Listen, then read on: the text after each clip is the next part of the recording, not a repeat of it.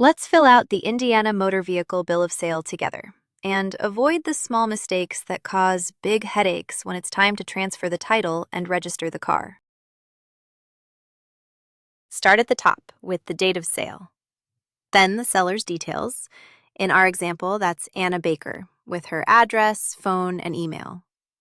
Then the buyer's, Ben Carter, with the same. 2 quick habits. Enter each name exactly as it appears on that person's ID and on the title. A nickname or a typo can stall the transfer later. And don't leave any line blank. If something doesn't apply, write NA.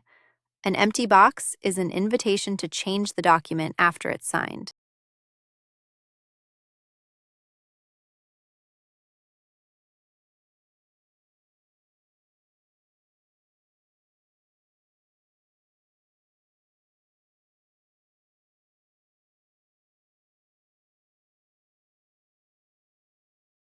Next, describe the vehicle.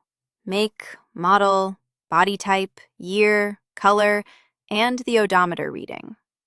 2 that people get wrong. The VIN, type all 17 characters exactly as they appear on the title. A single wrong digit can stall the title transfer. And the odometer, write the exact reading, not a rounded guess. A sloppy number can look like odometer fraud.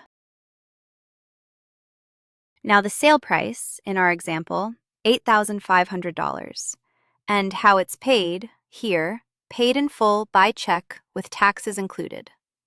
Write the real price. Lowballing it to shave the sales tax can come back as back taxes and penalties, and it leaves the buyer with weaker proof of what they actually paid. Finally, signatures. The seller and the buyer each print their name, sign, and date. 2 things before you're done. An unsigned or undated bill of sale may not hold up, so make sure every signature has a date beside it. And make 2 copies. Each side keeps a signed one. The buyer needs it to register the vehicle, and the seller needs it as proof they are no longer responsible for that car. If you're selling a vehicle in this state, here's what you need to know about the bill of sale. First, you'll need to use the official state form, which is Form 44237. Make sure you have that specific form ready before you get started. On the form, you'll need to include the purchaser's name, so have that information handy. You'll also need to provide the seller's address and the vehicle identification number, which is the VIN. You can usually find the VIN on the dashboard or inside the driver's side door. Now, here's something that may surprise you. This state does not require the bill of sale to be notarized, and it does not need to be signed under penalties for perjury. So you can skip the trip to the notary on this one. As for the vehicle title, the prior owner was not required to obtain a certificate of title for this vehicle, so a title transfer is not part of this process.